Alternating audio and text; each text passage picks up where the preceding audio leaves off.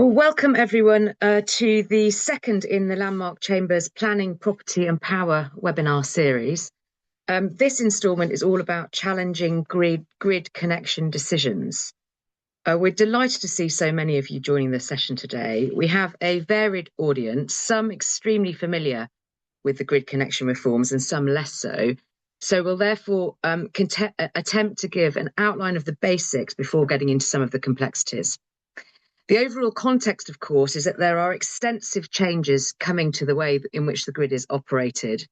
There's huge investment going in and fundamental restructuring proposed. The immediate focus, of course, is the one-off gate-to-hole queue reform and the decisions that will shortly be coming from that. But as we know, the reforms to the queuing system are enduring, and there will be decisions coming down the track on a biannual basis from now on. Today, we will be dealing with legal challenges to adverse connection decisions. And in the discussion session at the end, we'll also cover some of the planning context relating to all of this. We also aim to cover other related grid reform issues and the wider planning impacts in future sessions in this webinar series. So my name is Jenny Wigley-Casey, and I will be chairing the session today, and I'll give one of the talks at the end. I'm joined by my colleagues Richard Turney-Casey, Natasha Jackson and Margarita Cornelia, whom I will formally introduce in a moment. But a few boring housekeeping matters first, many of which I'm sure you'll be familiar with. Your microphones are automatically muted, so you don't need to fiddle with your own local settings. We very much welcome questions, which we'll try to deal with as many as possible at the end of the session. Please submit any questions via the Q&A section, which is either at the top or the bottom of your screen. And if you'd like to remain anonymous, please click or tick the send anonymously box before submitting your question. The webinar will be recorded, and you'll receive a link to the presentation and the recording shortly after the event concludes today. And if your connection is lost at any point, please rejoin the meeting by clicking on the original link once more. So now to introduce the speakers. Richard Turney-Casey will be known by many of you. His planning and environmental practice encompasses a wide range of energy-related matters. He's acted for National Grid electricity transmission on several major grid schemes, including Eastern Green Link 1, Eastern Green Link 2 and Yorkshire Green. He also acts for energy generators, including multiple offshore wind farms and grid-scale solar schemes. He also has a busy High Court practice and has acted for DESNZ on challenges relating to offshore energy consenting, whilst on the Attorney General's A panel. His experience includes using ADR mechanisms, and he's a fellow of the Chartered Institute of Arbitrators. Natasha Jackson is a ranked public and human rights lawyer who's appeared in a number of significant commercial and administrative judicial reviews. She acts for a range of NGOs, commercial and government clients on various matters related to domestic renewable energy delivery and infrastructure, including in litigation concerning subsidies for power generation to supply the national grid. Margarita specialises in climate and environmental law. She's experienced in judicial review and has acted in leading climate cases in the UK and internationally, and regularly advises NGOs, funders and corporates on emerging climate obligations and system-wide reforms. As to me, my practice in planning, environmental and public law, and of particular relevance to my talk today, is my background in judicial and statutory review, which includes challenges and defences to major infrastructure projects and wind and solar projects. I represented the developer in the Supreme Court in the Wright case concerning a community wind turbine development, and I recently appeared to give evidence to the Energy Security and Net Zero Select Committee on community energy and the planning system. So without further ado, I'll now hand over to Margarita, who will give an overview of the current reforms. Margarita. Thank you, Jenny. I'm not sure if I have control of the slides. Wonderful. So, as Jenny mentioned, given our mixed audience, I will start by running through the TM04 Plus reforms, looking at why they've come about, what they provide for, and the mechanisms through which they are implemented. Apologies for those of you who know all of this. So, turning first to the position pre-TM04 Plus. What did we have then, and why were these reforms needed? So, as I'm sure you all know, what we're talking about today are grid connections. So, the process and agreements that allow a developer to link their project to the national electricity network so it can import or export power. Projects join a queue that determine when and how they can connect. The old system was strictly chronological. The earlier a developer accepted an offer of connection terms, or OCT, from the regulator, the earlier they secured their queue position. OCT acceptance created a binding suite of bilateral agreements under the applicable industry code, known as the CUSC, or Connection and Use of System Code. This is the industry code that sets the rules and standard contract terms for connecting to and using the national electricity transmission system. Prior to these reforms, OCT acceptance meant that a binding agreement was formed which provided for, amongst other things, firm connection dates regardless of project readiness and importantly, regardless of the project's strategic alignment with the government's clean power targets. So the system at the time did not distinguish between viable, strategically aligned projects and stalled or speculative ones. NESO and Ofgem identified that the queue had grown to about 738 gigawatts, massively exceeding the 200 to 225 gigawatts of power needed by 2030. The queue also contained a large proportion of zombie projects, so projects that were unlikely to ever materialize, but which still occupied capacity. And because of all of this, waiting times had become extreme, with some connection dates stretching late into the 2030s. All of this has obviously had a massive impact on reducing investor confidence and creating uncertainty for network planning.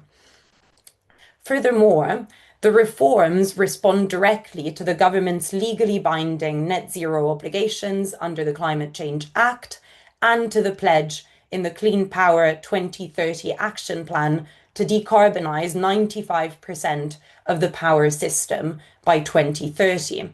Prior to the reforms, the connection queue structure was fundamentally misaligned with the Clean Power Action Plan, making achievement of the 2030 targets probably impossible under the old regime. Another problem was that applications for connections had surged quickly. For example, in 2023-2024, 444 gigawatts of new connection applications were made, compared to 233 gigawatts in 2019 and 2020.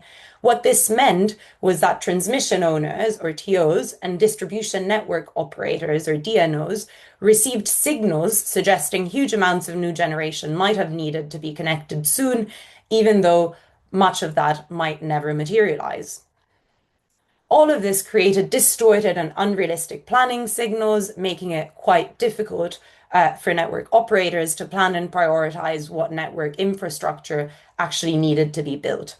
So in short, the lack of a centralized strategic planning around grid connections led to the inefficient allocation of capacity, inconsistent build signals, and a loss of investor confidence. TM04 Plus aims to restore the credibility of the connection process and ensure the right composition of projects can connect in the right places by 2030 and thereafter, consistently with the government's mitigation targets.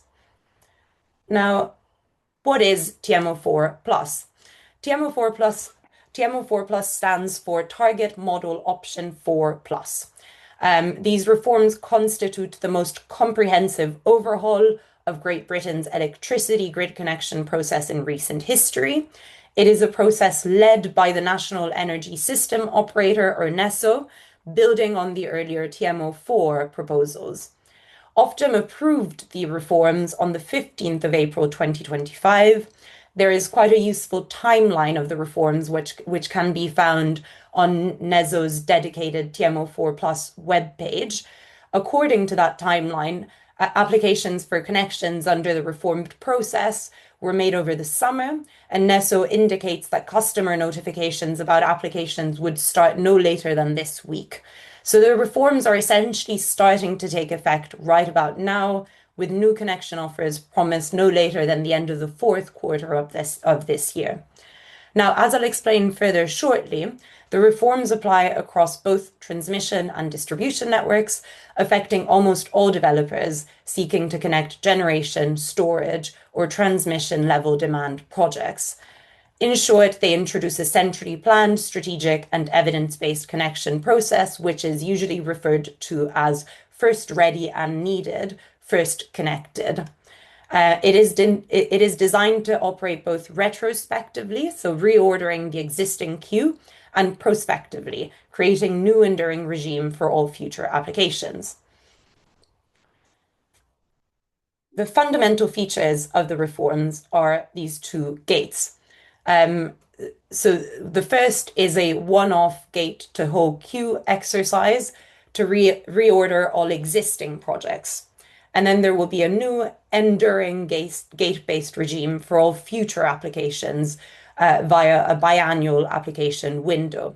Both of these processes rely on these two new gates, referred to as Gate 1 and Gate 2. What these gates do is they assess project readiness and strategic alignment with the 2030 targets and capacity ranges. The reforms are implemented through coordinated changes to industry codes. The two most important industry codes, which I'll turn to in a moment, are the CMP 434, which is a connection and use system code, and the CM 095, which is a system operator transmission owner code. They're also implemented through new connection methodologies. All of these documents are published and owned by Ofgem and can be accessed on Ofgem's website. They are detailed technical documents that set out how these reforms will happen in practice. I won't repeat what's on the slide, but essentially, Gate 1 covers projects that don't meet the Gate 2 criteria, and they'll receive a Gate 1 or a conditional offer, and they need to work towards certain milestones to receive a firm offer of connection under Gate 2. Gate 2 projects are projects that are able to demonstrate full readiness and strategic need, and they will receive a firm connection offer during one of the application windows. Now, the next two slides give you a bit more detail of the two main codes which I just mentioned and which implement the reforms. I'm not going through these in detail, but I did want to highlight the mechanism through which the reforms are made because it is relevant to the availability or otherwise of legal challenges, including by way of contractual disputes. So first, CMP 434. This establishes the enduring and reformed biannual application windows, which I just mentioned, for all new generation storage and transmission connected demand projects. It embeds the Gate 1 and Gate 2 processes into the industry codes. As we just mentioned, Gate 1, initial readiness, project only receives an indicative term of connection, and Gate 2, full readiness, strategic alignment is demonstrated, and the project will receive a firm connection date and point. In order to get a Gate 1 or Gate 2 offer, projects wishing to connect must demonstrate a range of things to demonstrate readiness and strategic alignment, including stuff like land rights, progressed planning status, a deliverable program, and importantly, evidence of alignment with the 2030 Action Plan capacity ranges. These capacity ranges set out how much of each type of technology, like wind, solar, storage, and so on and so forth, is needed and in which regions for the system to meet the 2030 clean power target. One important thing to note is that CMP 434 does include protections for a suite of existing projects with grid connection offers, guaranteeing their place in the reformed Gate 2 to whole queue exercise. And these protections are for some of the most advanced projects that are due to connect in 2026, 2027, and for those which have already been awarded government subsidy support.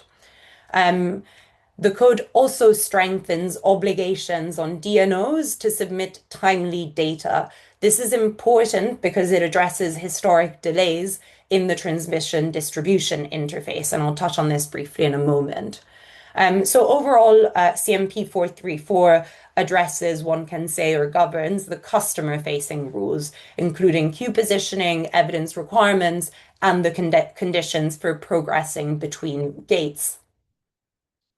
On the other hand, CM095 modifies the STC, or the System Operator Transmission Owner Code, to ensure that NESO and transmission owners follow the same gated timelines as introduced by CMP 434.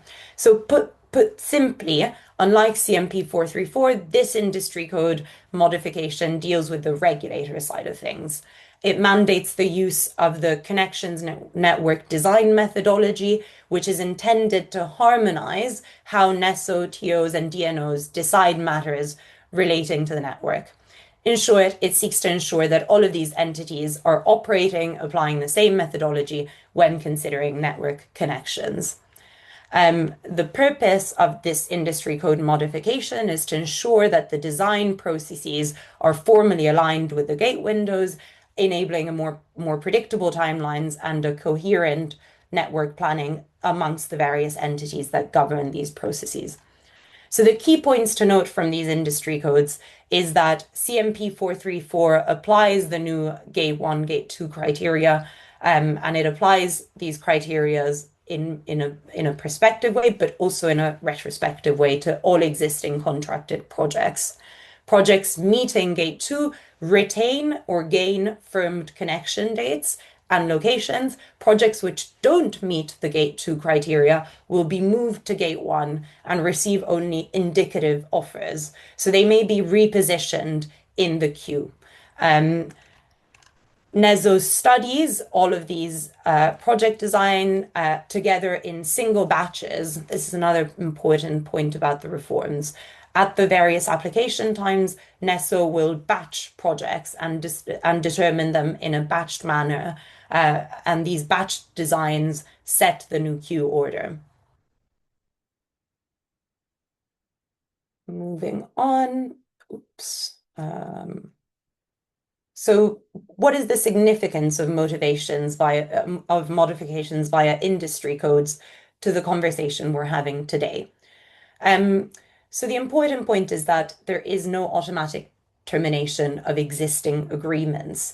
On the other hand, the reforms are implemented through code modifications that apply directly to existing contracts. The reason for this is that these industry codes are considered to be living codes. So changes that are implemented to the codes will automatically flow into existing agreements. And the same is true of the license changes that often made. So what this means is that contractual disputes are consequently possibly quite difficult because the modifications accord with the initial contractual terms. One other point to note is that the UK government is also now legislating through the Planning and Infrastructure Bill to put connection reform on a statutory footing. So that's another one to watch. So together, essentially, what these reforms do through modifying industry code is that they create a legally binding framework via which NESO, TOs, and DNOs are legally accountable for delivering the new system. But the way the reforms are implemented also means that these changes are largely facilitated without engaging contractual liability. So who is affected? Largely, primarily generation and storage projects. Demand side projects are mostly out of scope, and transmission level demand scopes our demand projects are in scope, but they will be deemed to be automatically strategically aligned. All of these projects must, however, demonstrate readiness. So looking at impacts on projects in a little bit more detail, as we said, there are impacts on existing projects. Existing projects must participate to the gate to whole queue process. As I just mentioned, this is ongoing, and we should be receiving initial decisions quite soon. For new projects going forward, they must apply during fixed gate windows. This is also important because if a fixed gate window is missed, then the project must wait for the subsequent window, delaying assessment of offer timelines. So distribution projects, I mentioned briefly, distribution projects whose connection requires changes on the transmission system. So big projects that have impacts on local energy, like large solar farms, wind, or batteries. When these projects are big enough to affect the high voltage national grid, then they are also affected. And these projects depend fundamentally on DNOs and IDNOs passing NESO, the required data on time. Now, as discussed, the reforms do make provision to ensure that DNOs respond promptly, but this is definitely a potential risk for large distribution projects with transmission impacts. As I mentioned, in all cases, projects must demonstrate readiness. Finally, projects that are most likely to be affected. So virtually all connection customers generating electricity will be fundamentally affected by these reforms. And the most immediate impacts are on developers seeking new or revised connection agreements and on network companies administering them. So you'll see there on the slide, sort of most affected, marginally affected, as mentioned, sort of large demand projects that still connect to transmission, but generally require fewer reinforcements and form a smaller proportion of the queue. Oh, apologies. And so that's it. Essentially, sort of these projects will all be affected and must plan around fixed application windows going forward if they haven't already engaged in the existing gate to whole queue process. So that's that. Whistle-stop tour of the TM04 Plus reforms, and I'll now pass back to Jenny. Thank you very much.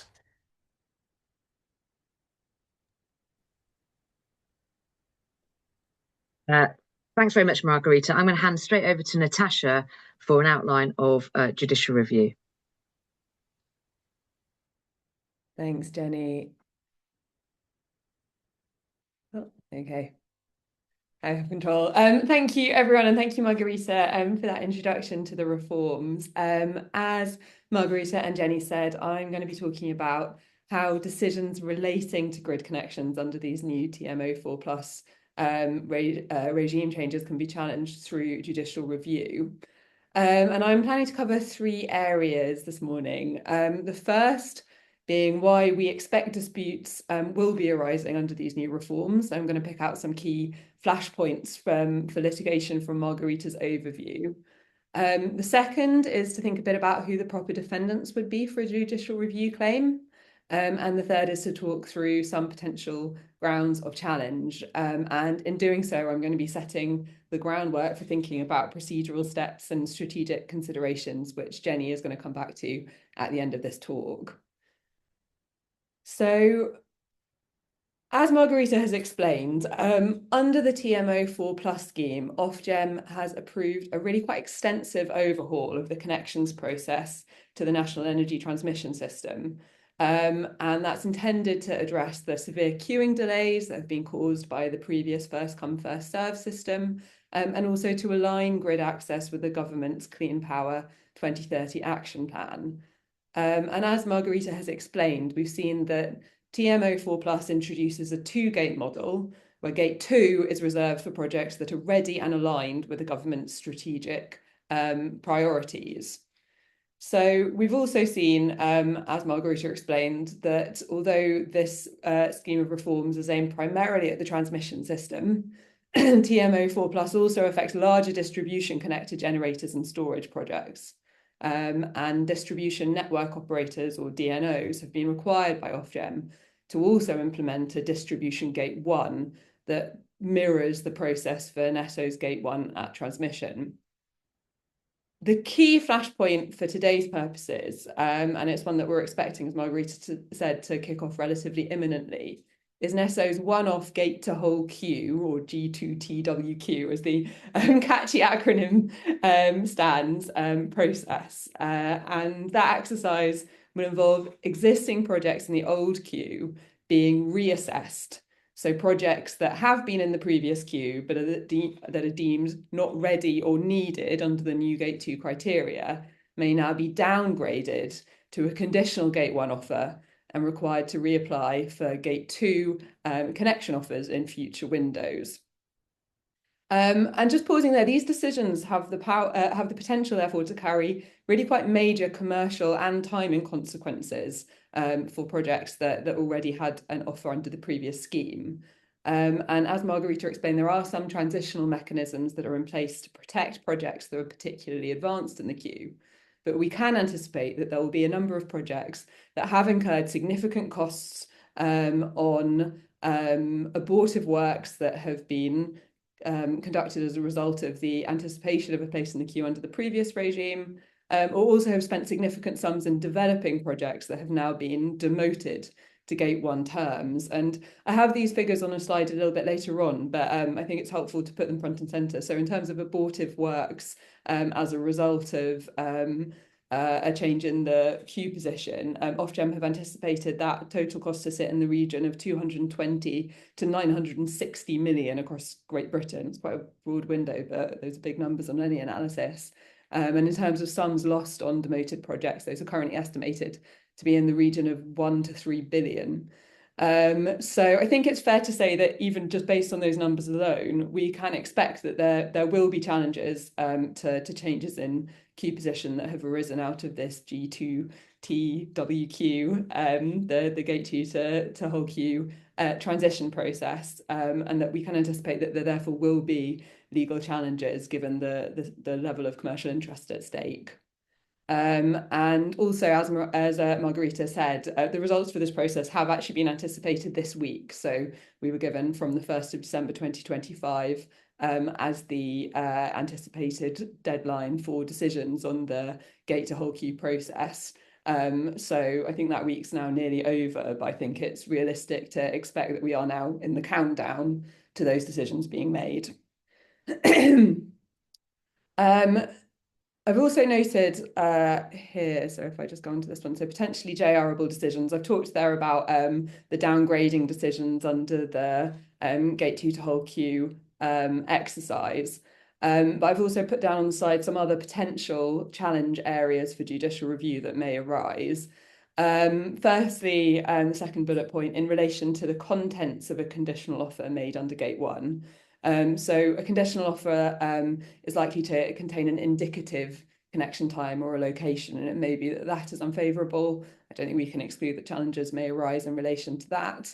That also may arise as part of the Gate to whole queue exercise, but it also may be an area of dispute going forwards as we kind of move into the TM04+ scheme more generally with future application windows.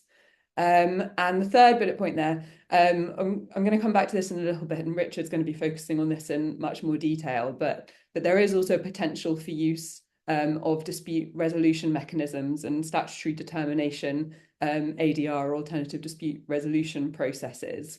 I won't dwell on these too much, but I will touch on how the outcome of those statutory determination processes is a decision that is amenable to judicial review. So again, I think worth mentioning for the sake of completion. I'm going to move on now to talk about who to name as defendant, but just before I leave this slide, I put in brackets at the end of each of the bullet points who the key decision maker is in relation to that type of decision. So when coming back to the slides later, if you're doing so, that's hopefully meant to stand as a bit of a ready reckoner as to who you might be looking at. But in judicial review, and I'm sure this will be bread and butter to many of you, judicial review proceedings can be brought against anybody that's exercising statutory powers or public functions. So it doesn't just need to be against government or a kind of conventional public authority. And the orthodox test for whether a body or entity is amenable to judicial review is the data fin test, and I've included the reference for that at the bottom of the slide.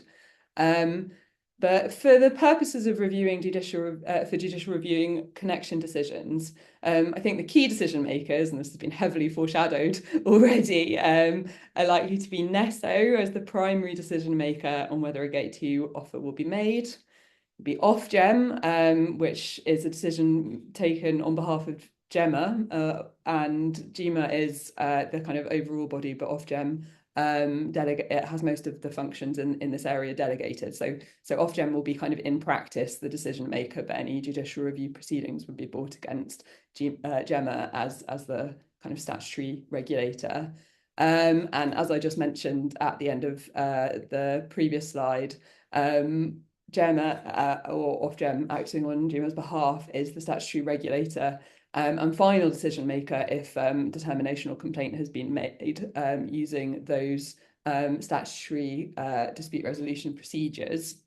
And thirdly, NESO or the relevant DNO in the event that we're using that distribution Gate 1 pathway may well be the relevant decision maker if the decision under challenge is a conditional offer under Gate 1 or distribution Gate 1. Some of you, again, on the call will be really familiar with these bodies and what they do, but I thought it might be helpful to have a little bit of an overview as to who these key players are for those who are less familiar with this area. So firstly, NESO. NESO took over ownership and operational responsibility for the transmission grid under the Energy Act 2023. It's a public corporation under DESNZ. And it's also the national system operator. And as we've seen, it will be the Gate 2 decision maker for most projects and the Gate 1 decision maker Gate 2 decision maker for all projects and Gate 1 decision maker for transmission projects as well. So NESO is probably going to be the main player, at least for the outcome of the Gate 2 to whole queue decision process that we're about to embark on. Worth noting, so I was saying about the data fin test and amenability to judicial review. As far as I'm aware, the amenability of NESO hasn't actually been tested in judicial review proceedings before. It just hasn't arisen that it has been the subject of challenge.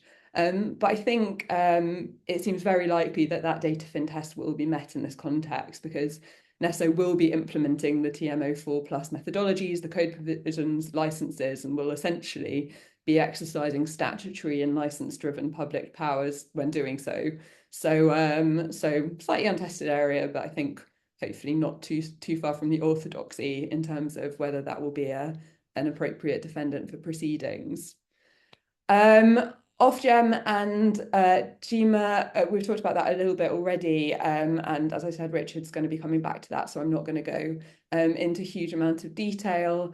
But just a couple of points to observe, which I think probably will foreshadow a bit what Richard's intending to say.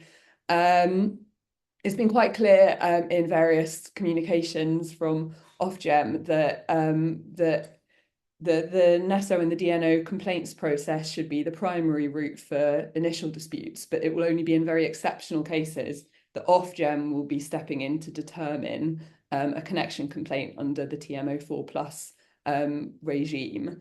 So I think we can probably anticipate that the likely direction of travel is going to be that Ofgem isn't going to be taking many JR-able decisions through this mechanism.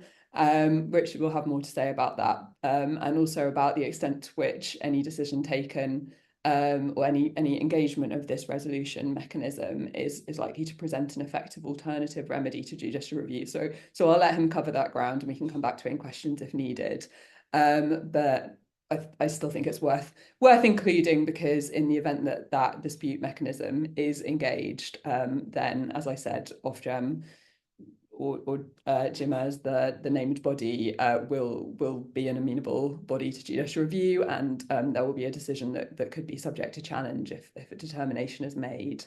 And also, just before I leave that, I've put on the slide a couple of cases, the npower case and the Scottish Power case, just also to emphasise that when judicially reviewing a decision of Ofgem as regulator, under a statutory determination, the courts do generally give a very wide margin of appreciation, Ofgem being a specialist regulator that's making complex decisions about market operations. So it's quite a high bar to challenge an Ofgem decision under statutory determination in any event.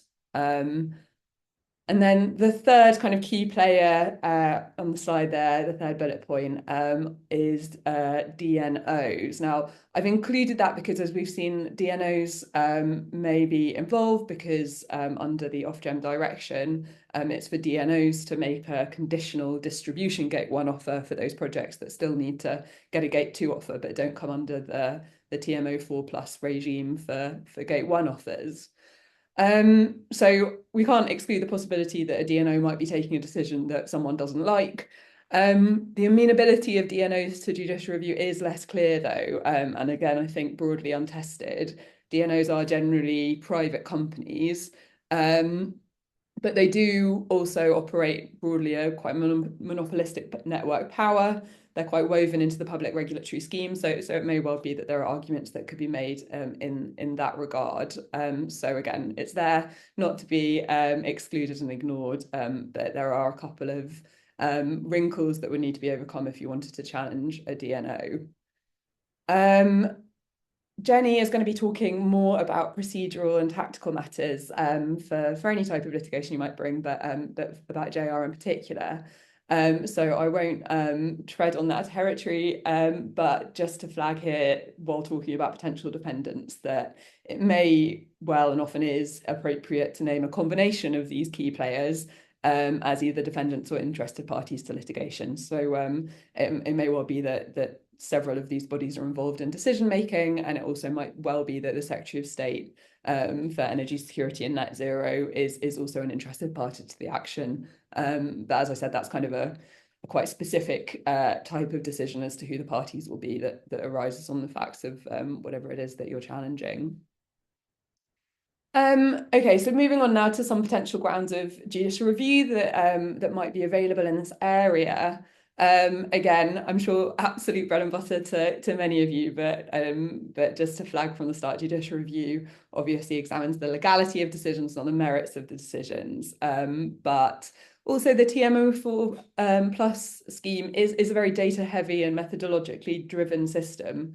So it wouldn't be unusual for lots of these grounds to be used in combination and for them to raise quite technical points. While the focus is on legality, I would expect that judicial review in this area still is quite kind of evidence and fact heavy, and will require a lot of going through the details. And what I'm trying to do is kind of present a bit of a high-level menu of grounds that might arise, obviously, and it goes without saying that whatever grounds may arise will depend very much on the particular facts and circumstances of the refusal or the change of place on the queue. But at that high level, menu level, a couple of ideas on this slide. So firstly, egality. Egality, obviously one of the main things being tested through JR.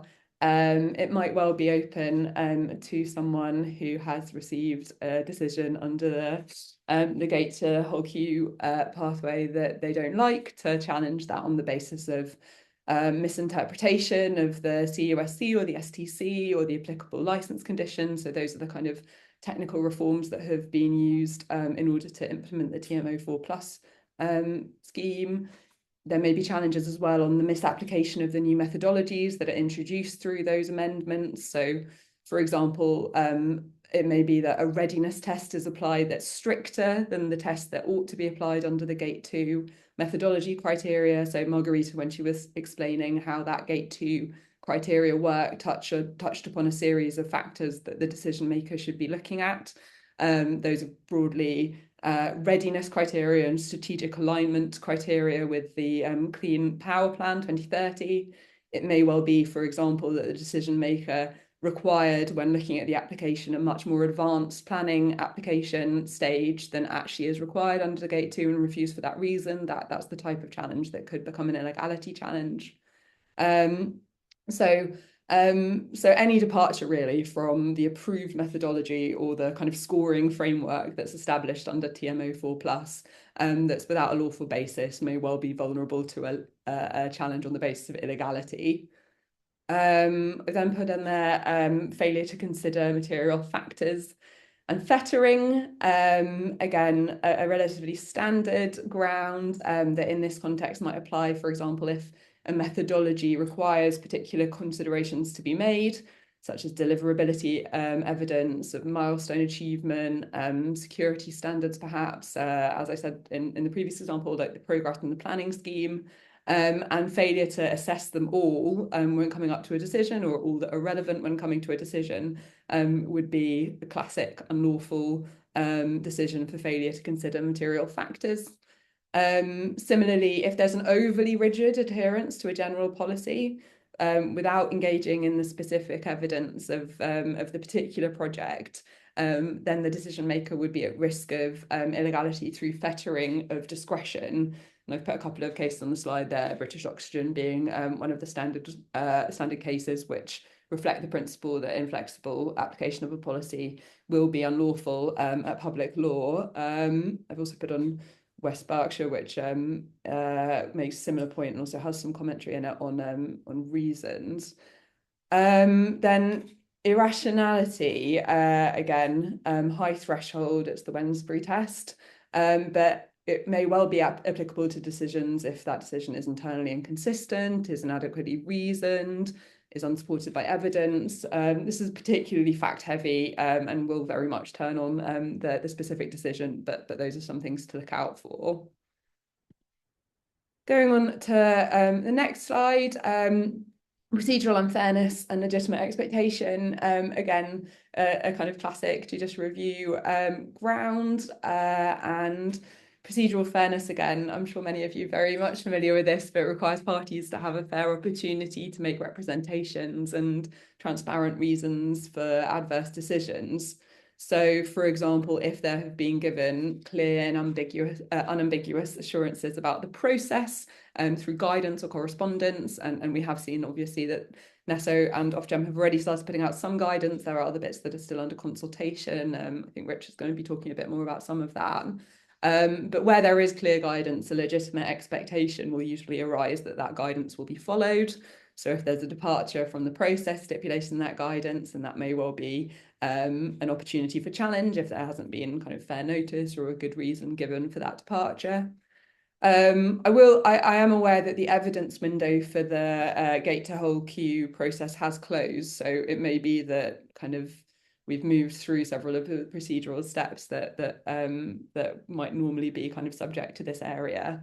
But that doesn't mean that it's not still open to parties to raise challenges on the basis of fair process if one hasn't been followed. So worth bearing this one in mind.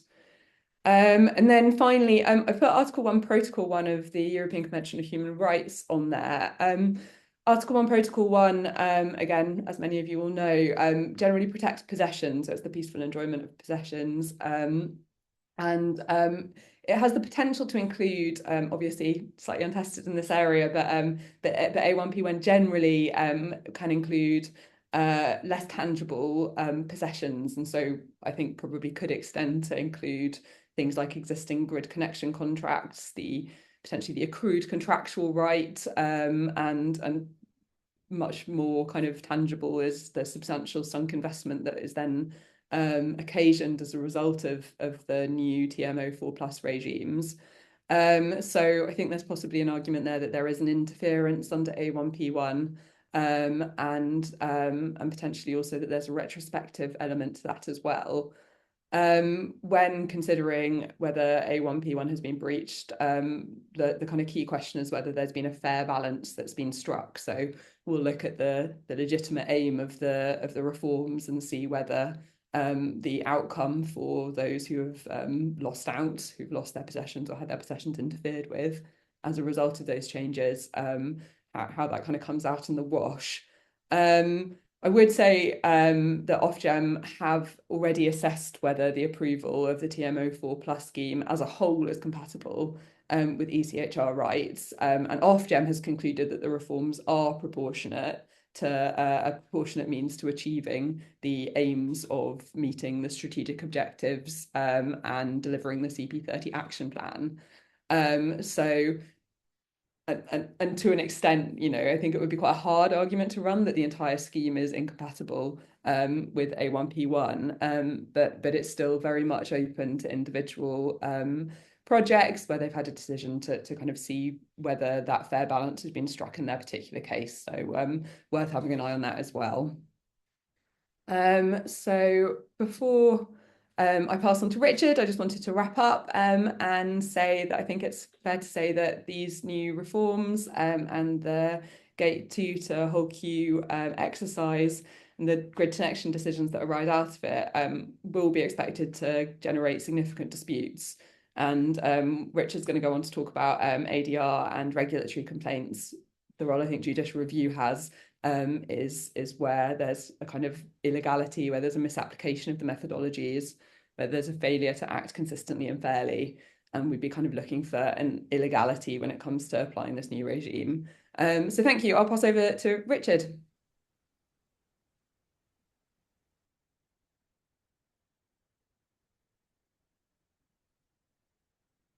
Good morning, all. So I'm going to talk about some of the other dispute mechanisms as Natasha's helpfully introduced. So just by way of outline, I think there's some a very useful starting point is the guidance which Ofgem has consulted upon. It hasn't yet adopted, but it's already a very detailed piece of guidance. So it's called Supplemental Ofgem Guidance on the Determination of Disputes. It's focused on this process, the Gate 2 to whole queue process, and how those disputes may emerge and be managed from Ofgem's perspective. I think if I give a brief overview, it would be that Ofgem is effectively saying it does not expect to be having a central role in the determination of individual disputes arising from the Gate 2 to whole queue process. It emphasises that it may settle disputes between NESO and parties who have or who are seeking a connection to the system, but it effectively explains that the circumstances in which it would expect to see a dispute are relatively narrow, and I'll come on to that. There is, as we've already touched upon, a separate statutory system for disputes under Section 23 of the Electricity Act 1989. So that is a dispute between a DNO and a person who wants to make a connection. And that deals effectively with the terms on which the DNO proposes to offer a connection under sections 19 to 21 of the Electricity Act 1989. And section 23 has a statutory dispute mechanism which effectively allows a reference to Ofgem. But Ofgem emphasised, and I think they must be correct to say, that the section 23 mechanism does not apply to disputes about decisions that have been made by NESO and correctly implemented by DNOs. We therefore expect parties seeking a determination under section 23 to provide clear evidence that the DNO and not NESO has made a clear error or has otherwise failed to follow the gated application process as set out in the CUSC and the distribution licence. So effectively, the guidance there is, look, most of the decisions we're concerned with here are about NESO decision making, and the DNOs are just doing the subsequent paperwork to give effect to those decisions. So we don't see those as being section 23 disputes. And I think that's correct, given the limited scope of those provisions. So the next point to pick up is the expectation, and this is throughout the relevant documents, that there will be an initial alternative dispute resolution process, specifically a process of engagement between the affected party and NESO. So the first expectation is that informal complaints will be used following NESO's complaints process, or in the case of a DNO, the DNO's complaints process. And then there's provision in the connection and use of system code for what are called initial discussions between senior representatives, which must take place within 10 business days of a request. So you can make a formal request under the code and say, we need to discuss this at a senior level, and there needs to be a response. There's then a process anticipated, which allows for, if there's no resolution within 10 business days, a reference to the London Court of International Arbitration. Now, the LCIA, for those who are not familiar with it, is an arbitral tribunal, and it has effectively a system where there are extensive rules and procedural guidance that means that you know in advance how an arbitration is going to be conducted through the LCIA process. There's also a permanent court there, which means that procedural matters can be dealt with by members of the court before the arbitration is fully underway. There is an assumption in the connection and use of system code that parties have consented to follow those rules and consent also to consolidation of disputes if that's necessary. I think it's worth touching briefly on the LCIA timing. So essentially, the normal rule is that if you make a reference to the LCIA, a request for arbitration, then the other party has 28 days to respond to that request. And then the process of appointing an arbitrator will be commence. Given the time pressures that are likely to be involved in these circumstances, not least because there will be a sense that once decisions have been made, it will be increasingly difficult to unpick them. I'll come back to that. If arbitration is going to be used, I think consideration will have to be given as to whether to request an emergency arbitration. That allows a far faster route under the LCIA rules, but it's also significantly more expensive because you have to pay substantial initial fees to cover both the LCIA's costs and the costs of the particular arbitrator. Arbitration process, the rules are there for people to see, but I think it's worth emphasising a couple of points. First of all, that there's a right to be heard under the LCIA rules, although the parties may agree to a documents-only arbitration. And also that, of course, the arbitration process has the benefit that the decision of the arbitrator, the arbitral tribunal, will be treated as confidential, and therefore it may be attractive to some parties to seek that route rather than proceeding to a court process. Then just touching on the role of Ofgem, as Natasha already explained, there is scope under the electricity system operator license. So that's the license under which NESO performs its role to make references to Ofgem, and that's under E13, clause E13 of the license. That specific provision deals with disputes about variation to agreement. So that will apply in some of the cases where there are disputes arising out of gate 2 to whole queue decision making. But what Ofgem say about it in their recently published guidance is that it's only in exceptional cases, such as those where NESO or the DNO has breached its regulatory obligations or has failed to resolve an error, that it will consider dealing with references under E13. And Ofgem makes clear that NESO is empowered to decide which projects should receive Gate 2 offers in accordance with the rules approved by the authority. So there is a very clear statement that Ofgem's view is that its regulatory function has largely been discharged by approving the rules that govern the process. And now it's for NESO to make its decisions and not for Ofgem to mark its homework. And on the same theme, Ofgem says it will only intervene where there is objective evidence of an error in the process. So it then goes on to make this stuff absolutely clear that it will not consider disputes relating to the TMO4+ decision, which includes the proper implementation of the policy aspects of the decision or the design aspects of the decision that NESO are implementing. So effectively what Ofgem is saying there is we are not in dealing with particular decisions going to unpick the design of the system. That's already been established. Similarly, the reversal of a position where Ofgem has already given a direction or comfort to a licensee since the TMO4+ decision. So this is not, effectively, it's recognising that the new decision-making is overtaking whatever's gone before.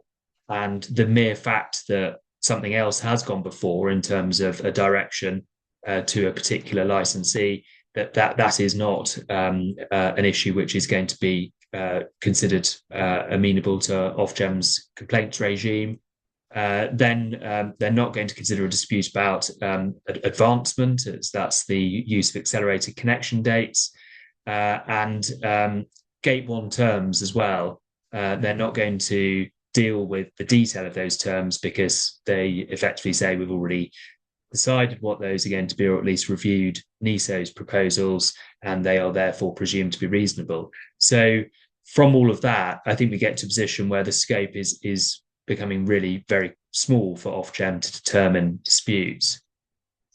Ofgem's process and outcome then, I think, again, this is a warning. Don't hold out much by way of hope that Ofgem is going to solve your problem. It says in the draft guidance, the exceptional nature and timing of the Gate 2 to whole queue exercise means that there are practical constraints that will limit the beneficial outcomes that the authority can direct in this context, even in cases where we find in favour of the applicant. It's unlikely that they will direct reinsertion into the connection queue ahead of the next evidence window due to the timescale for reaching a determination. In other words, by the time that Ofgem have decided your complaint, even if they will accept it in the first place, it is likely that the ship would have sailed. They note that you need to put a complaint in writing, an oral hearing only in exceptional circumstances, but there are no fixed timescales in the latest guidance. There's wider guidance about how Ofgem will deal with complaints expeditiously and so on, but no fixed timescales for these particular types of complaints. Scope for judicial review of an Ofgem decision. We have already touched on that through Natasha's presentation. There clearly is scope to do that. And I just note along the lines that Natasha's already mentioned, there is a wide margin given to Ofgem and regulatory decision makers generally. But 2 further points, timing is likely to be critical. If Ofgem say, well, we're probably not going to be able to give you an effective remedy, then it's unlikely that judicial review after Ofgem have decided is going to be an effective remedy either. And also, if Ofgem are saying it's only in very limited circumstances that we are going to consider these sorts of disputes, I think we can infer in even more limited circumstances that such a dispute is ever going to get before a court in judicial review. So I think my overall conclusion is that in this area, there's got to be some serious doubt about the effectiveness of Ofgem complaints process, and therefore an argument in response to a judicial review of a NESO decision that you should have made a complaint to Ofgem, I think would probably be answered by saying, well, look at what Ofgem say about their complaints procedure and about the timing of it. The more difficult point for those who are seeking to challenge NESO decision-making is the fact that the CUSC and other documents, including the Ofgem guidance, point clearly to first the sort of informal ADR route, the senior managers discussion, and secondly to the possibility of arbitration. Now, the court's position on whether that arbitration is sufficient to amount to an alternative remedy is one that would have to be tested. But potentially, NESO may say, well, why are you going for judicial review when you have got under the code a route to dealing with all of this by way of arbitration? So those are things that are going to have to be unpicked. I think the answer is going to be case specific. But my advice would be that whatever route is going to be considered, really it needs to be focused on expedition and making a timely application. In other words, at the point that the decision under challenge emerges, there's going to have to be a very quick escalation to dispute, and possibly, for example, if the arbitration route's taken, an emergency route, and similarly, of course, in judicial review, the scope for expedition. So I will hand over then to Jenny for the final presentation. Thank you very much, Richard. Just check I've got the slides. Yeah. Now, there we go. Can't get on yet. Yes, there we are. As I expected, my colleagues have rather stolen quite a lot of my thunder, but I'm going to be drawing together the threads really into sort of strategy and tips as to what do you actually do, how do you think about this, how do you ensure you're not tripped up by timescales and the like. So as I say on my first slide, the important point here really is these timescales are potentially very tight if you're going to seek an effective remedy. So you need to be prepared in advance so that you're all ready to take action if an adverse decision comes down the road. So consider in advance the risks and effects of a potential adverse decision from NISO, either under the gate to hold queue, which is obviously the current concern, or later under the 2 application windows under CMP 434. And as part of that preparation, you need to consider the sources of the risks to the position of you or your client. Where do the uncertainties and ambiguities lie? Where are the weaknesses in the evidence that's been put forward? And where are the concerns about how elements of the criteria in the methodologies will be applied to your particular case? So is there scope for NISO to misinterpret or misapply, particularly the methodology criteria, and behind that the code and the license conditions? Is there scope for that to be misinterpreted or misapplied to your evidence such that you may have a claim of illegality? So it's worth sort of thinking, what are you concerned about? Is there a credible basis for saying that if you go down on an element of your application, is that due to an arguable misinterpretation or misapplication of the criteria? So it's worth sort of exploring that in advance, really, so you're ready to jump if that does happen. As part of that preparation, perhaps not now, but down the track when there are other decisions that have come out, it's very useful to study those and understand what are the elements that have come out from those, what are the trends in terms of how evidence is dealt with, how the code is applied, how the methodologies are applied and interpreted, and what outcome would that, if the NISO applied its criteria consistently with previous decisions, what would that indicate in terms of your decision? And so that you're ready. If that's a good outcome, then you should be okay. But if it's not, then you can argue about desirability of consistency of decision making, which was another ground of judicial review. What are the procedural complaints so far? Have you been treated properly? Is there more evidence that you wanted to give? Has there been a slip up already? Is there a procedural basis that could mean that if you get an adverse decision, you'll be prejudiced by that procedural unfairness? Get that ready in case you need to bring that forward when you get an adverse decision. And think about practically what outcome is legitimately expected. Given the evidence, given the intrinsic nature of the reforms, which you can't really get at, but given the evidence and how you think it should be applied to the criteria, what's the outcome that's legitimately expected? If you think about that in advance, then if you get an adverse decision, you can see where that comes from and how you might attack it. So as I just said, when the decision comes out, you need to consider, is the decision simply the inevitable result of the reform package and of the methodologies and the criteria? That methodology and criteria has not been challenged in the courts. It's been decided by, I think, NISO or Ofgem Ofgem, I think, that it does not breach Article 1P1 rights as a matter of principle. So you're not going to get anywhere in challenging the principle of the reforms. But you have to consider whether there's an element of how that has been applied to your particular position that causes unfairness or demonstrates a misinterpretation or misapplication.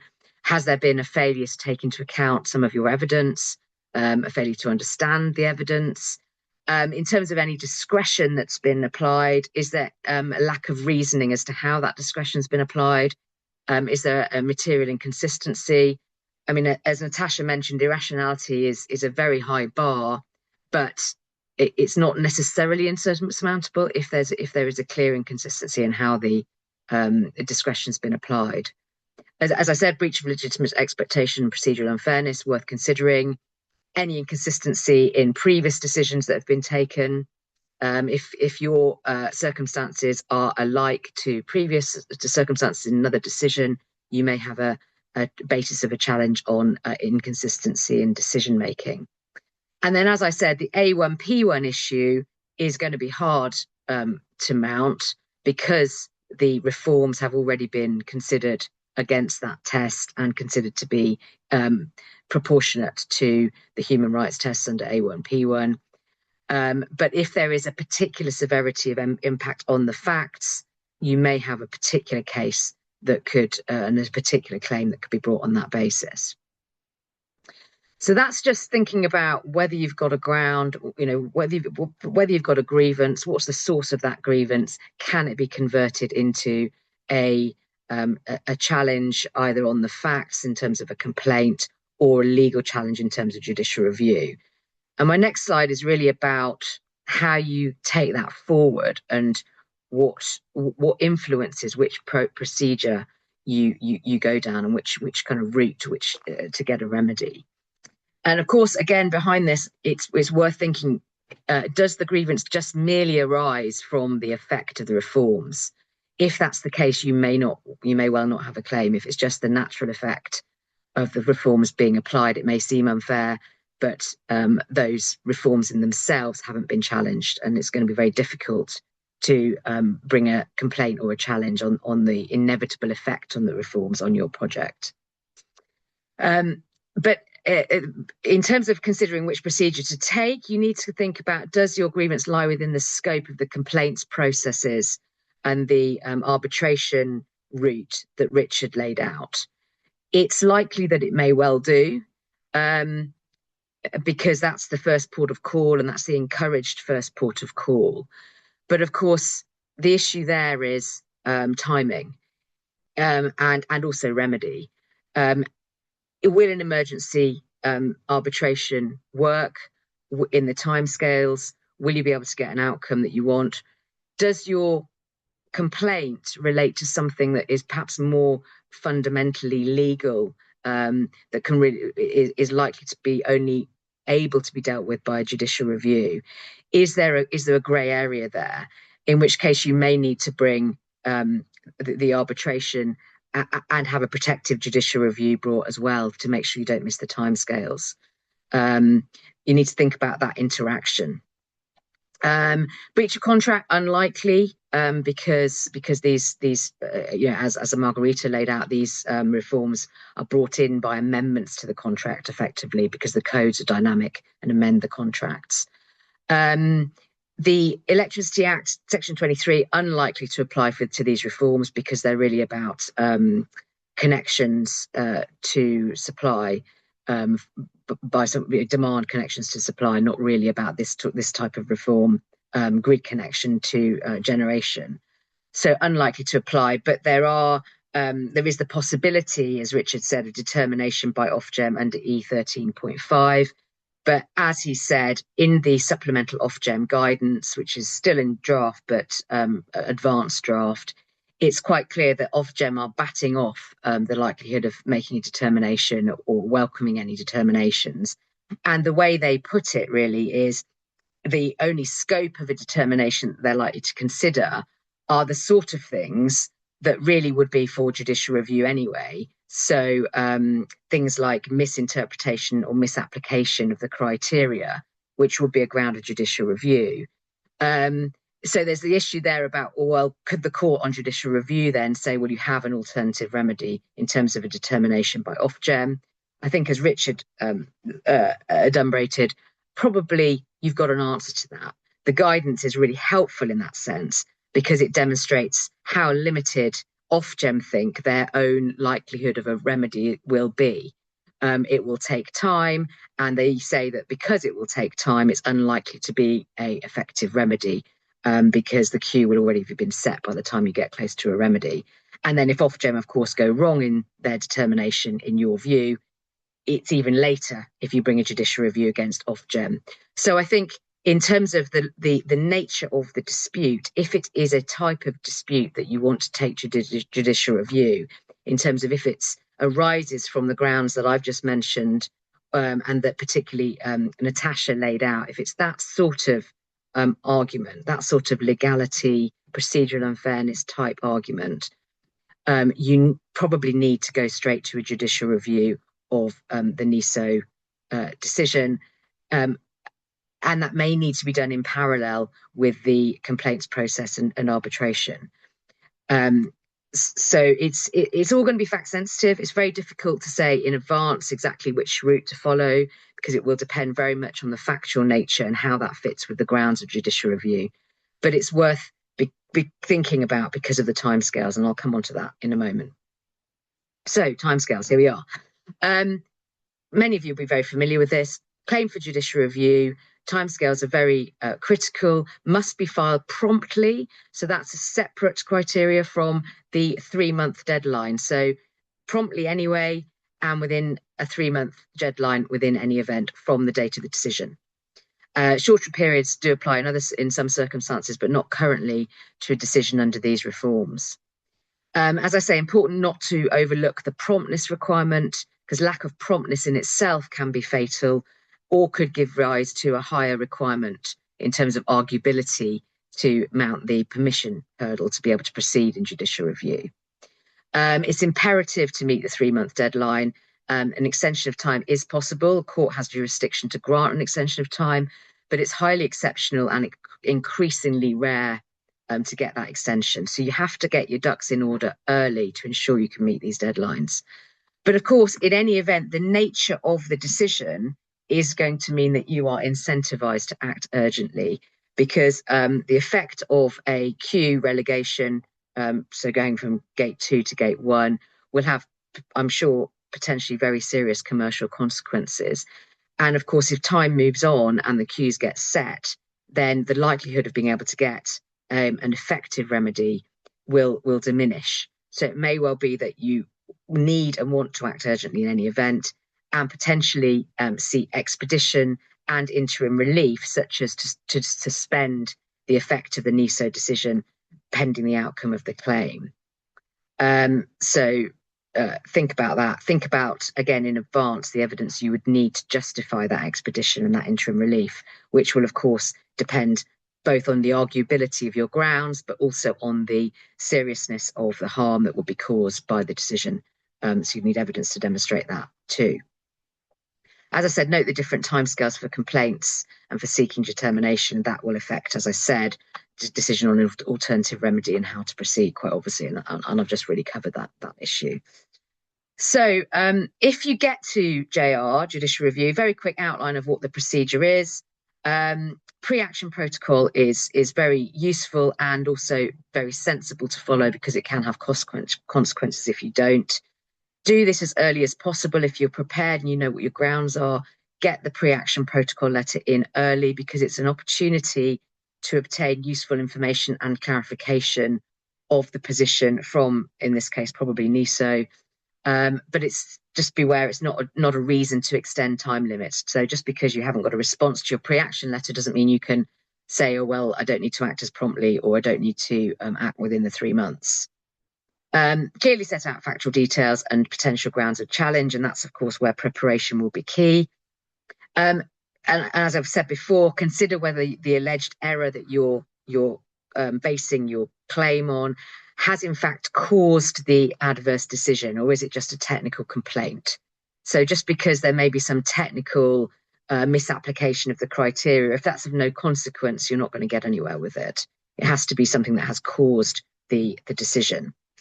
Identify the right defendant, goes back to what Natasha said. As I said, likely to be NISO. They're likely to be susceptible to judicial review, but interested parties may well be GEMA and Ofgem, may also be others, maybe other decision makers. You may go against the arbitration decision possibly, but again, that would probably only be if you've had an emergency arbitration and if there's still scope for a remedy that's going to be effective. Worth putting out in the pre-action letter who you're intending to claim, copying it to all the interested parties. If someone's going to make a complaint about who should be the right defendant, it's good to flush that out early so you don't have procedural problems later. Seek any necessary information or documents that perhaps are referenced in the decision that you haven't seen. Get those early so you can see them and understand what the position is, and identify the remedy you're seeking, which will probably be a quashing of the decision and a remittal for it to be reconsidered. And as I said, may well be an interim remedy to suspend the effect of the decision. Then you get your pre-action response. Need to consider that very carefully when considering whether to proceed. Has it been fully answered? In which case, don't waste the money and costs of going to a judicial review. But if you decide to pursue the grounds that the NISO or others say they're going to defend, then it's important to address the points of their defence in your claim, so in your statement of facts and grounds. Avoid weak and make-weight grounds, and observe the duty of candour. So the duty of candour applies to all parties. Ensure that you have your cards face up when you are putting in the claim, and you give all relevant information and chronology, particularly if there's a procedural complaint that you're relying on. If there's any wouldn't make any difference arguments, so if the defence is saying, well, this happened, yes, we accept this happened, but it wouldn't have made any difference to the decision, that needs to be addressed, because that can be a basis on which permission could be refused. So make sure you address that in the claim form. File it promptly in plenty of time before the deadline. Don't get caught by technical issues, because they quite often aren't a ground for extension of time and it may well be fatal. Consider the remedy, as I said. Consider carefully expedition or interim relief, and evidence is key to that, to demonstrate why expedition is so important and why interim relief is so important, because that's the way you get it before the court early if it's properly evidenced. There's provision in the rules for a reply, so if the acknowledgement of service or defence comes in, you can put in a reply before the permission decision is given, and that's an important opportunity to take to address any arguments put in before the court. Permission is given on the papers normally first. If you get permission, it'll go straight to a substantive hearing. If you're refused, you can go for an oral renewal. But again, it's likely that you're going to be in expedition and interim relief territory. So hopefully, if you've got the right evidence, things should proceed quite urgently. So that's a very quick run through. Just touching on other decisions that might be subject to legal challenge. Obviously, there's the Q decisions under the Future Enduring Scheme, which is the CMP 434 application windows. There's the NISO project designation and de-designation decisions. Now, those relate to designation of a project which avoids the need to align with the strategic criteria and only show readiness. If you get your project into that category, that's a great position to be in, because you can queue jump either straight to gate 2 or even higher up gate 2.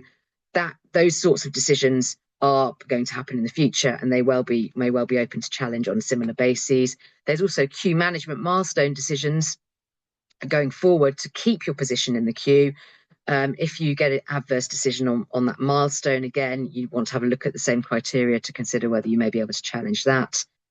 There's also likely to be future reforms and tweaks to this process. There's particular provision, as Margherita mentioned, in the Planning and Infrastructure Bill, which puts these reforms on a statutory footing, but also allows for a statutory basis for making future changes, particularly within the next 3 years from when the bill comes into force.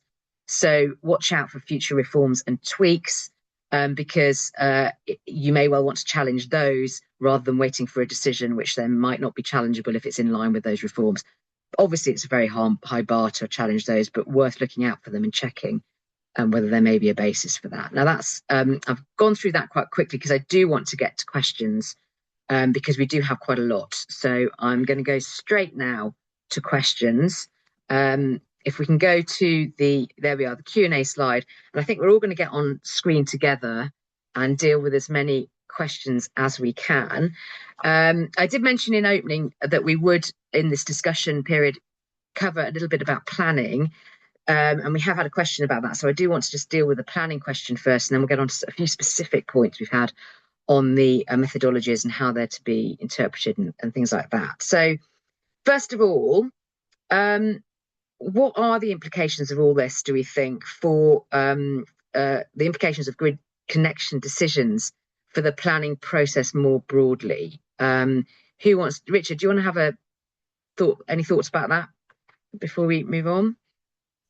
Yeah, sure. So I think, for those of you who are in the planning system, I think this is really quite an important stage because there are all sorts of ways that grid connections can be relevant when you're determining applications. Obviously, when you're pursuing them through a DCO examination or through the planning system.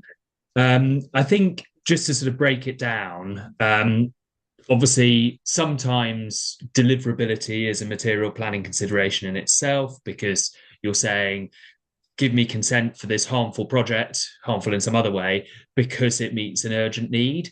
And if then someone says, well, it's not deliverable, then that might be a good planning argument against you. There are assessment issues, EIA in particular.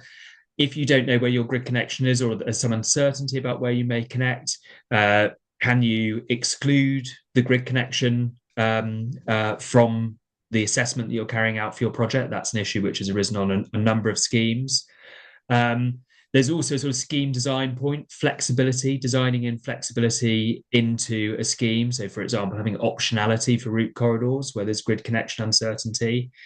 And put the other way around, where a grid connection decision has been made or is likely to be made in a particular way, that might constrain areas of search for cable corridors, areas of search for substation locations, because you know where your generating asset is going to be plugged in to the grid. And there's guidance on this in both EN1, National Policy Statement, and EN3, and section 4.11 of EN1 is worth looking at because that's the Secretary of State saying that you can promote a scheme where you don't know how you're going to plug in to the grid, but the Secretary of State wants to know that arrangements will be in place however you go about doing it. So there needs to be some prospect or clear route towards delivering a grid connection. So it depends on the individual project, but my experience is that grid connection decisions can be absolutely central to the way in which you promote the project through the planning process. Thanks, Richard. That's really helpful. I mean, I think there is potential for a bit of a feedback loop in all of this, isn't there? Because of course, if you've got to show through this sort of DCO route deliverability, and but then of course, in terms of your queuing position, the milestones require you to show steps forward in the planning process, and there's a little bit of a chicken and egg situation there about making sure that you can advance in the queue, but because of the planning position, but then also you need to get forward in the planning position, you need to show you've got an advanced queue position potentially. So there is that potential, but I'm sure the decision makers will be alive to that. But it'll be interesting to see how it all works in practice, I suppose. Quite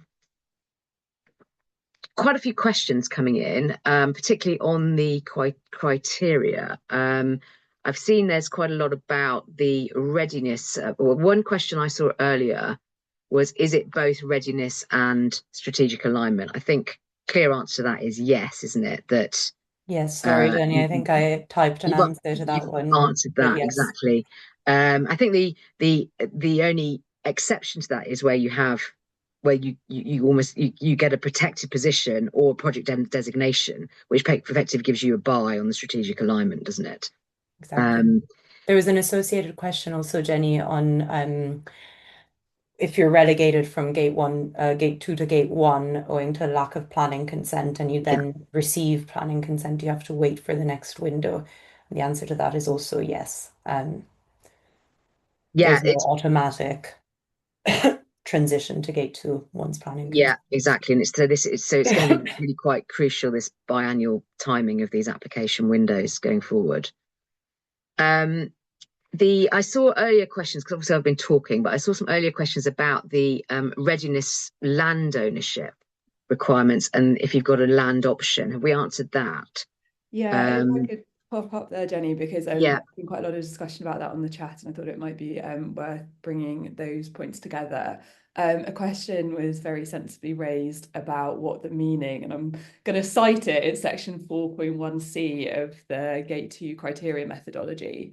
But it essentially says that the option agreement must have a minimum of 3-year period from the date that is signed. Fine, but then it goes on to say, note that the option must continue to have at least a 3-year minimum period unless it meets one of the exceptions. And there is understandably a bit of discussion about what that means. I thought it was probably worth addressing that, because it clearly is quite a practical question that might have application for a number of people on this call. I think very helpfully, some of our participants on the call have actually already asked NESO what this means. Someone has helpfully answered that this has been queried by them with NESO, and they've confirmed that it is a snapshot of what time you have at the time of the gate to whole queue application. So you don't need an evergreen 3-year option period. But obviously there are various kind of practical implications about needing to have an option at the right time in order to meet the criteria going forwards, and being able to actually get the project off the ground. So hopefully that answers the question. I think it means, doesn't it, that you have to have an option that is still live, that was at least 3 years in length when it was granted, and you have to ensure that that option doesn't fall away at any point. So you have to make sure that it stays a live option, but in terms of the snapshot, it has to have 3 years in length from when it was granted, not necessarily 3 years to run, but you need to be alive to ensure that it doesn't lapse. I think is that right? I think that sounds like received wisdom. But probably worth saying that if anyone does have any specific questions and it's a matter that they're advising clients on, then obviously seeking confirmation from NESO would be a sensible course to make sure that everyone's on the same page. And then we've just, in terms of the interaction between planning and ownership, we've got a question about gate 2 tests and planning consent or at a mature stage. What is meant by a mature stage? I think just that while you're thinking about that, the gate 2 tests don't require planning permission, or they require ownership, but a possible way through is, if you don't have ownership, is to have planning consent. Is that right? I think that's the right. There's sort of optional bases of optional alternatives of establishing the readiness test. But this question of reference to a mature stage, do we have any thoughts about what that might mean in terms of planning consent at a mature stage, which might mean you don't need to show the ownership? Is it because under a DCO you may well not have ownership, because under a DCO you may well be seeking ownership by CPO, in which case as long as you've put your DCO application in, that's a sufficiently mature stage. Richard, do you have any thoughts, or Margarita, about that? I think, I mean, as I understand it, it's looking to sort of wider indications beyond the actual grant of the planning consent. So I'm not sure it's limited to the circumstance you've just said, but I think that's probably a good example. A good proxy of that sort of, where you're progressing through the DCO process. The result is you've got a project which is heading towards a determination, which will give you the land and rights that you need to deliver it. But at the moment in time, you can't say, I have planning permission and land ownership to deliver this project, because the answer is, I'm waiting for that from the Secretary of State under the DCO application. Yeah, and by definition, because you're doing it through the DCO, you can't have it. You can't have the ownership, and it would be perverse if those types of situations were excluded by tripping over the land ownership requirement. So that sort of makes some logical sense, I think. And it does. I mean, it does also flag a point about other means of acquiring land ownership. We spoke at the last webinar we did about Electricity Act CPOs, and obviously that will be relevant for quite a lot of people involved in this area where they are already statutory undertakers, because they can look towards those powers to acquire cable corridors, substation locations, and things like that. Yeah. Okay. We're just coming to 11:30 mark. Are there any other questions? I'm just looking whether there's any others that we can do shortly. Anyone spotted one they want to answer shortly? Let's just have a quick look. I think there was a question. Some of them have been addressed at least in part already, but I think there was a question sort of what, if much of Ofgem's decision making in this regard is sort of water under the bridge. And I think that's right in the sense that what they're now saying is, look, we have approved this scheme. This is now how things are going to operate, and it is for NESO to operate that. Yeah. So they are effectively saying, we've done what we need to do. Your issue is now with NESO, and that's why we've focused in all our presentations on sort of the scope for scrutiny of those NESO decisions, and rather than Ofgem's sort of generic decision making in approving the design of TM04. The time has passed basically to challenge that. Time's passed, so. Yeah, precisely. And so I think that's an issue which we're going to see in other contexts as well, as we start to move towards network planning and so on, where Ofgem are probably going to say, well, we've got these particular decision points, but after that, we're not in the business of day-to-day implementation. That's not our role as regulators, and disputes need to be sort of dealt with outside of Ofgem in the first instance, and we should be seen as the backstop. The point that sort of has been flagged is, well, in the case of DNOs and connection, particularly for energy users, then you are back into the Section 23 dispute mechanism. Sure. But of course there are, I mean, I suppose it's worth, if you've got an interest in this area as an advisor particularly, or have a lot of stake in it, worth looking at Ofgem decisions going forward that tweak this process or confirm, changes to guidance or changes to methodologies that could give rise to some, an issue which could be capable of being challenged at that stage. So whilst the decisions that have been taken and were approved in April, and I think there's been another decision in November to tweak stuff without consultation, and there was a decision why it shouldn't be consulted upon. But those sorts of decisions, once they've gone past your 3-month period, you're not going to be able to challenge them. But going forward, tweaks to the process could give rise to challenge potentially. But of course, it's a high hurdle, and again, these decision makers have a wide margin of appreciation, as Natasha said, and we know. That's it. And I think one of the interesting things that's going to be, and there's sort of a conceptual issue here that we've all touched on, is when you get to these challenges in the High Court, NESO is going to have to take a position early on as to whether it is saying we're not amenable, which decisions are amenable. There is, with Natasha sort of went through the principles there, and I think our common view is that they would point in a similar direction, but it hasn't been determined for NESO, and it may be a fight that's worth having at an early stage, given that potentially there's a lot of dispute coming out here, and Ofgem is saying that these are now NESO matters and not Ofgem matters. So the sort of regulatory architecture isn't being pointed to as the solution. Yeah, and NESO may well say, look, you need to go down this remedy, this route, the arbitration route, and not go to judicial review, even if NESO is in principle accepts that it could potentially be amenable. So there's that aspect as well, isn't there, the alternative remedy? Okay. Yeah, well, thanks very much, everyone. I don't think we've run out of time. I hope what we've covered, quite a whistle-stop tour, but I hope it's been useful. As I said in opening, we will Landmark and some of us potentially will be doing future talks on this fascinating topic, which is the grid reform, and is, you know, so much to it, and so much more to come, I expect. So I hope you can join us for future webinars. But in the meantime, just thanks very much to our panelists, and have a good rest of the day and a good weekend. So thank you very much.